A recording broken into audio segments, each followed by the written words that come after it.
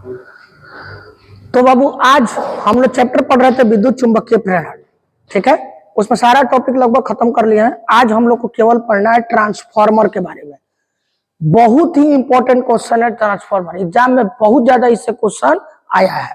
तो चलिए, transformer 5 number का क्वेश्चन है, लेकिन इससे बहुत ज्यादा 2-2 नंबर का क्वेश्चन आया है। पढ़ते हैं बाबू। ट्रांसफार्मर क्या है? वह युक्ति जिसकी सहायता से विद्युत धारा के वोल्टेज और तीव्रता को परिवर्तित करते हैं। वह युक्ति जिसकी सहायता से विद्युत धारा के वोल्टेज और तीव्रता को परिवर्तित करते हैं उसे ट्रांसफार्मर कहते हैं, ठीक है। यह विद्युत चुंबकीय प्रेरण के सिद्धांत पर कार्य करता है।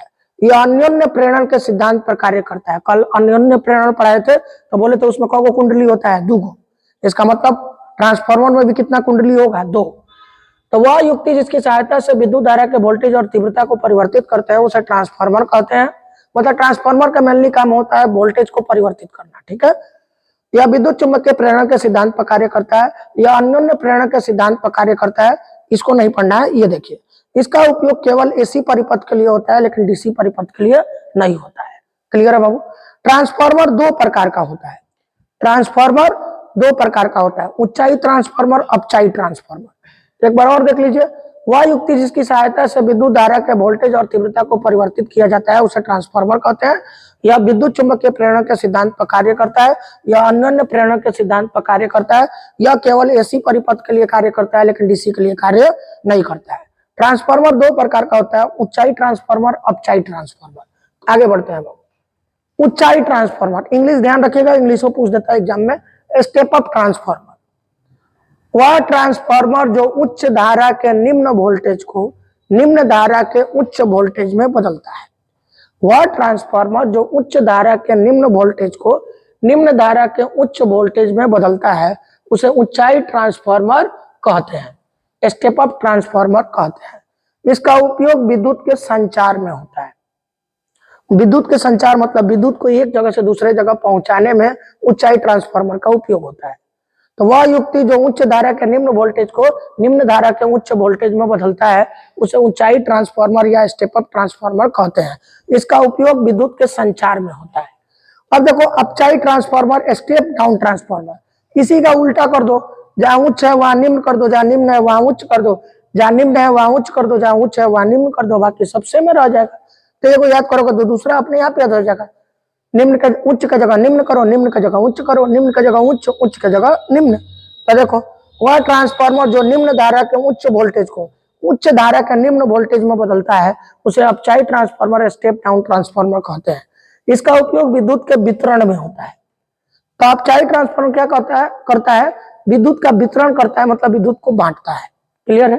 कोई दिक्कत? आगे बढ़ते हैं हम। ट्रांसफार्मर की बनावट, पहले ही बोले हैं ट्रांसफार्मर अन्योन्य प्रेरण के सिद्धांत पर कार्य करता है। तो उसमें कितना कुंडली होगा? 2। देखो, यहाँ 2 कुंडली होगा। ट्रांसफार्मर ध्यान से देखो, ये एगो लोहा का परत है, ये दूसरा लोहा का परत है। तो किस लोहा का परत है? परतदार कोर है, तो ये नरम लोहा का बनता है। किस लोहा का? नरम लोहा का। देखो, 2 कुंडली है। एगो पहला कुंडली प्राथमिक कुंडली, प्राइमरी कुंडली P से दिखाएंगे। द्वितीय कुंडली, सेकेंडरी कुंडली S से दिखाएंगे। प्राथमिक कुंडली में तार के फेरों की संख्या N है तो NP से दिखाएंगे। द्वितीय कुंडली में तार के फेरों की संख्या S है तो NS से दिखाएंगे। और प्राथमिक कुंडली इनपुट वोल्टेज से जुड़ा रहता है और द्वितीय कुंडली आउटपुट वोल्टेज से जुड़ा रहता है। तो देखो, बनावट देखते हैं ध्यान से। बनावट में क्या क्या है? ट्रांसफार्मर का कोर नरम लोहे का बना होता है। ये ऑब्जेक्टिव में भी पूछता है। ट्रांसफार्मर का कोर नरम लोहे का बना होता है। इसमें विद्युत रोधी तार का 2 कुंडली होता है। ट्रांसफार्मर का कोर नरम लोहे का बना होता है। इसमें विद्युत रोधी तार का 2 कुंडली होता है। इनपुट कुंडली को प्राथमिक कुंडली, इनपुट कुंडली को प्राथमिक कुंडली, और जबकि आउटपुट कुंडली को द्वितीय कुंडली कहते हैं। कोई दिक्कत? एक बार और देखो, ट्रांसफार्मर का कोर नरम लोहे का बना होता है। इसमें विद्युत रोधी तार का 2 कुंडली होता है। इनपुट कुंडली को प्राथमिक कुंडली और आउटपुट कुंडली को द्वितीय कुंडली कहते हैं। एक और पॉइंट देखिए, प्राथमिक कुंडली इनपुट वोल्टेज के स्रोत से जुड़ा होता है। प्राथमिक कुंडली इनपुट वोल्टेज के स्रोत से जुड़ा होता है। ध्यान से देखो, इसमें देखो, प्राथमिक कुंडली इनपुट वोल्टेज के स्रोत से जुड़ा होता है, जबकि द्वितीय कुंडली आउटपुट वोल्टेज के स्रोत से जुड़ा होता है, वो लिखा गया है। कोई दिक्कत? अब देखो फैराडे के द्वितीय नियम के अनुसार इसका फॉर्मूला निकालेंगे ट्रांसफार्मर का, और यही यहाँ पर खत्म होगा, तो 5 नंबर का ये क्वेश्चन हो गया। तो देखो थोड़ा, प्राथमिक कुंडली में प्रेरित ईएमएफ, फैराडे का द्वितीय नियम हम लोग पढ़े थे, देखो यहाँ लिख रहे हैं फैराडे का द्वितीय नियम पढ़े थे, E बराबर minus N d phi by D t, यही फैराडे का द्वितीय नियम है। अब ये फैराडे के द्वितीय नियम के अनुसार E का फॉर्मूला होता है minus N d phi by D t. तो अब प्राथमिक कुंडली के लिए भी रखेंगे, द्वितीय कुंडली के लिए भी रखेंगे E का मान, E का मान तो सेम ही होगा, तो क्या रखेंगे minus N d phi by D t, minus N d phi by D t. अब देखो प्राथमिक के लिए बात हो रहा है तो कुछ तो अलग होना चाहिए, दोनों सेम थोड़े होगा, एगो प्राथमिक है एगो द्वितीयक है। तो प्राथमिक को इंग्लिश में बोलते हैं प्राइमरी, तो प्राइमरी के लिए यहाँ क्या लगाएंगे पी, तो यहाँ भी क्या लग जाएगा पी एन पी। द्वितीय को इंग्लिश में बोलते हैं सेकेंडरी, अगर यहाँ एस लगेगा तो यहाँ भी क्या लग जाएगा एस, ठीक है। तो ईपी बराबर minus N P D phi by D T, E S बराबर minus N S D phi by D T. ये फैराडे का द्वितीय नियम के अनुसार लिखा है, यही द्वितीय नियम था जो कि पिछले क्लास में हम आपको पढ़ाए थे। अब देखो हमारे पास दो को समीकरण हो गया, ये समीकरण फर्स्ट, ये समीकरण सेकंड। अब दोनों समीकरण को भाग देंगे, समीकरण सेकंड में फर्स्ट से भाग देंगे, तो सेकंड में फर्स्ट से भाग देंगे। भाग देने का नियम क्या होता है, लेफ्ट को लेफ्ट में और राइट को राइट में। तो सेकंड का लेफ्ट क्या है ई एस, फर्स्ट का लेफ्ट क्या है ईपी बराबर, सेकंड का राइट क्या है minus N S D phi by D t. First का लेफ्ट क्या है minus N P D phi by D t. किसी को कोई दिक्कत, बात समझ में आया? अब देखो कुछ कटेगा तो कटाएंगे, माइनस से माइनस कट गया, D phi by D T से D phi by D T कट गया, तो हमारे पास बचा क्या, हमारे पास जो बचा वो ये है आंसर, बचा ई एस बटा ईपी, ई एस बटा ईपी बराबर एन एस बटा एनपी, एन एस बटा एनपी। और इसी को हम लोग बोलते हैं आर, या क्या किसी बुक में क्या लिखता है के, और इसी को हम लोग बोलते हैं परिरमण अनुपात, ट्रांसफार्मर रेशियो। इसी को क्या बोलते हैं, परिरमण अनुपात या ट्रांसफार्मर रेशियो। यहीं तक 5 नंबर का ये क्वेश्चन हुआ ट्रांसफार्मर का। देखो कहां से लिखेंगे, हम लोग यहां से लिखेंगे 5 नंबर का क्वेश्चन। देखिए पहले लिखेंगे ट्रांसफार्मर क्या है, उसका 1-2 पॉइंट लिख देंगे। ट्रांसफार्मर 2 प्रकार का होता है, दोनों को बता देंगे। उसके बाद फिगर बनाएंगे, ट्रांसफार्मर का बनावट या रचना के बारे में बताएंगे, और उसके बाद उसका फॉर्मूला निकाल लेंगे। यहां तक लिखेंगे तो 5 नंबर का मिलेगा। लेकिन इसमें इसके अलावा भी बहुत सारा 2 नंबर का क्वेश्चन ट्रांसफार्मर का पूछा जाता है, तो वो हम लोग देखते हैं। जैसे ट्रांसफार्मर की दक्षता, अब ये पूछेगा तो लिखेंगे आउटपुट शक्ति और इनपुट शक्ति के अनुपात को ट्रांसफार्मर की दक्षता कहते हैं, जिसको ईटा से दिखाते हैं। किससे दिखाते हैं, ईटा से। अब देखो आउटपुट शक्ति और इनपुट शक्ति के अनुपात को ट्रांसफार्मर की दक्षता कहते हैं। अब आप लोग को तीसरा चैप्टर विद्युत धारा, इसके पीछे वाले चैप्टर में आपको पढ़ाए थे शक्ति का सूत्र होता है, विद्युत शक्ति का 4 सूत्र पढ़ाए थे, जिसमें एक होता है P बराबर वी आई। आप देख सकते हैं पिछला 2 वीडियो में मिल जाएगा आपको, P बराबर वी आई। अब भी विभवांतर है तो विभवांतर को ईएमएफ भी लिख सकते हैं। अब P बराबर विभवांतर को ईएमएफ लिखेंगे तो क्या हो जाएगा ई आई। तब हमारे पास फॉर्मूला हो गया शक्ति का ई आई। तो यहां शक्ति है तो क्या लिखेंगे ई आई, ई आई। निचवो शक्ति है तो इसके लिए भी क्या लिखेंगे ई आई। अब एक प्रॉब्लम है कि ये आउटपुट है और ये इनपुट है, फिगर में देखते हैं बाबू। आउटपुट इनपुट थोड़ा फिगर में देखिए। आउटपुट वाला क्या है द्वितीयक है, एस लगेगा। इनपुट वाला प्राथमिक है, क्या लगेगा उसमें पी लगेगा पहचान के लिए। तो बोलो आउटपुट वाले के लिए क्या लगाएंगे एस, इनपुट वाले के लिए पी। तो बोलो ये आउटपुट है तो इसके लिए लगेगा एस, तो ई एस आई एस। ये इनपुट है तो प्राथमिक कुंडली मतलब पी लगेगा, प्राइमरी कुंडली ईपी आईपी। ये है ट्रांसफार्मर का दक्षता। क्लियर है? और देखो ट्रांसफार्मर से रिलेटेड एक क्वेश्चन, ट्रांसफार्मर के कोर या क्रोड को परतदार या पटलित बनाया जाता है क्यों? एग्जाम में क्वेश्चन पूछ चुका है, ठीक है। ट्रांसफार्मर के कोर या क्रोड को परतदार या पटलित बनाया जाता है क्यों? तो देखो परतदार बनाने का क्या कारण है, तुम फिगर में भी देखोगे ध्यान से, तो ये परत बना है, कौगो परत है, दो से ज्यादा भी परत हो सकता है। तो ये परत क्यों बनता है, यही पूछ रहा है आपका क्वेश्चन कि ट्रांसफार्मर के कोर को परतदार या पटलित बनाया जाता है क्यों। ट्रांसफार्मर के कोर में चुंबकीय फ्लक्स में परिवर्तन होता है तो भंवर धारा उत्पन्न होता है। जब ट्रांसफार्मर के कोर में चुंबकीय फ्लक्स में परिवर्तन होता है तो भंवर धारा उत्पन्न होता है। इस भंवर धारा के हानि से बचने के लिए ट्रांसफार्मर के कोर को परतदार बनाया जाता है। तो सीधा समझ लो, परतदार बनाने का कारण यह है कि ट्रांसफार्मर के अंदर भंवर धारा उत्पन्न होता है और उस भंवर धारा के हानि से बचने के लिए हम लोग ट्रांसफार्मर के कोर को परतदार बनाते हैं।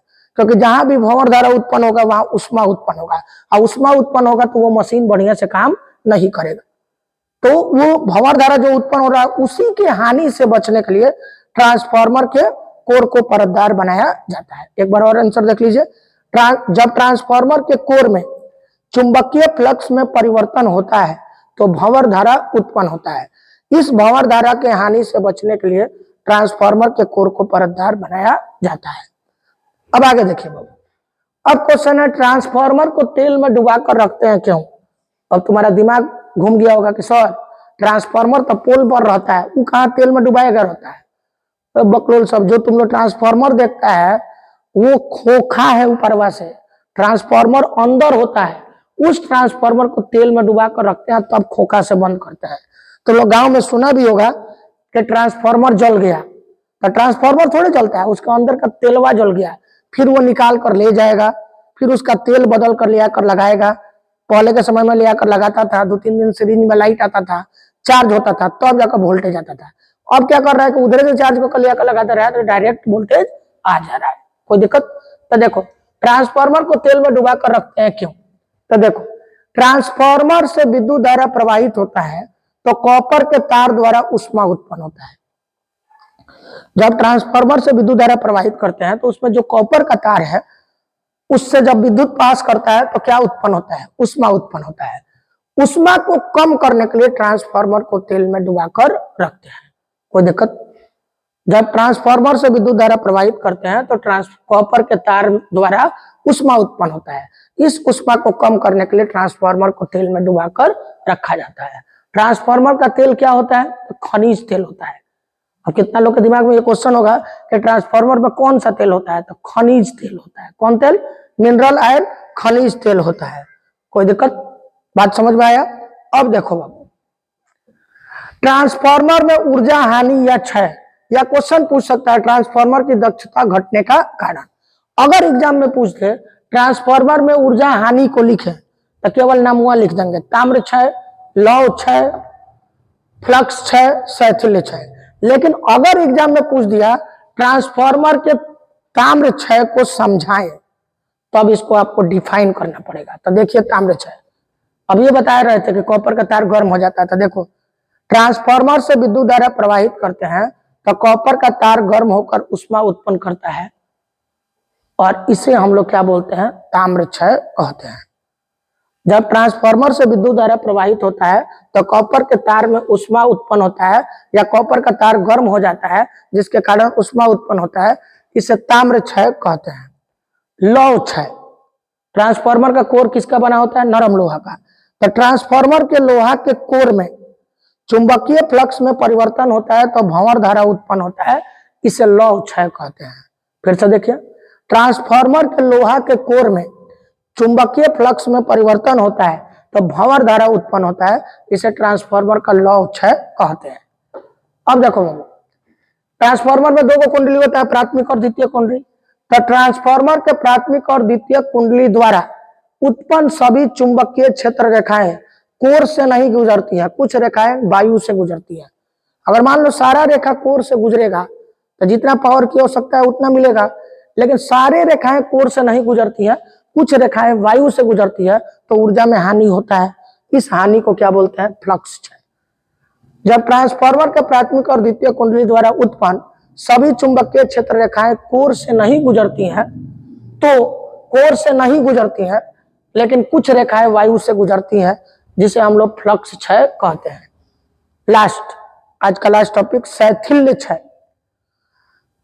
ट्रांसफार्मर के कोर में बार बार होने वाली चुंबकीकरण और विचुंबकीकरण के कारण शैथिल्य क्षय उत्पन्न होता है। फिर से देखिए, ट्रांसफार्मर के कोर में बार बार होने वाली चुंबकीकरण और विचुंबकीकरण के कारण शैथिल्य क्षय उत्पन्न होता है।